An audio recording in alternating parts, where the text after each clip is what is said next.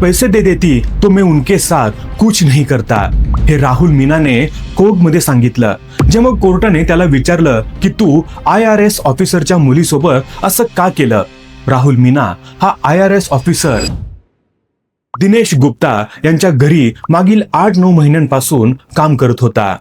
Basically Rahul मीनाबद्दल Dinesh Gupta यांच्या ऑफिसमधल्या एका junior कर्मचाऱ्याने रेफरन्स दिला होता की हा मुलगा गरीब आहे, काम शोधत आहे, घरात काही काम असेल तर द्या.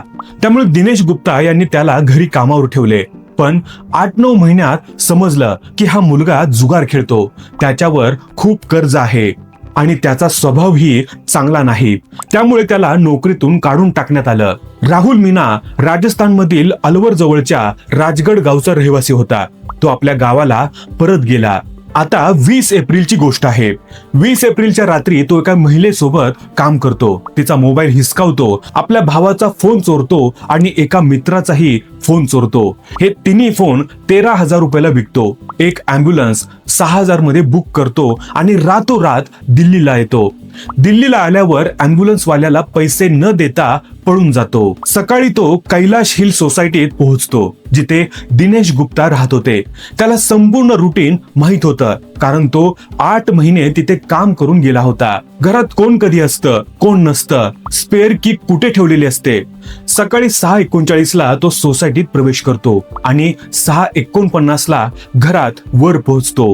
वरच्या खोलीत जिथे IRS ऑफिसरची मुलगी अभ्यास करत होती, ती IIT दिल्ली मधून पास झाली होती आणि UPSC ची तयारी करत होती. तो तिच्याकडे पैसे मागतो.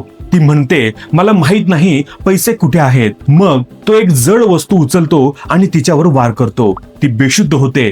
त्यानंतर तो तिच्या सोबत गैरकृत्य करतो. तिला ओढत खाली आणतो आणि तिच्या फिंगरप्रिंटने सेफ उघडण्याचा प्रयत्न करतो, पण सेफ उघडत नाही.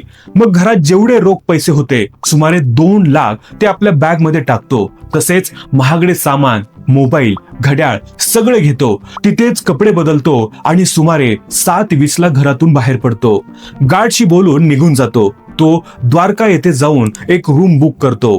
दरम्यान जेव्हा दिनेश गुप्ता आणि त्यांची पत्नी ज्या एक डेंटिस्ट आहेत त्या घरी येतात, तेव्हाच त्यांना सगळं दिसतं आणि त्या पोलिसांना फोन करतात.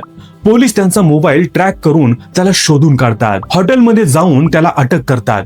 पहा, तुमच्या घरी जर 24/7 काम करणारा डोमेस्टिक हेल्प असेल आणि काही कारणाने तुम्ही त्याला कामावरून काढत असाल तर सर्वप्रथम गार्डला सांगा की हा व्यक्ती पुन्हा घरात येऊ नये. आला तरी परवानगी शिवाय आत जाऊ देऊ नका. तुम्ही मेडसाठी जी स्पेअर की लपवता ती जागा बदला. शक्य असेल तर घरातील सर्व लॉक बदला.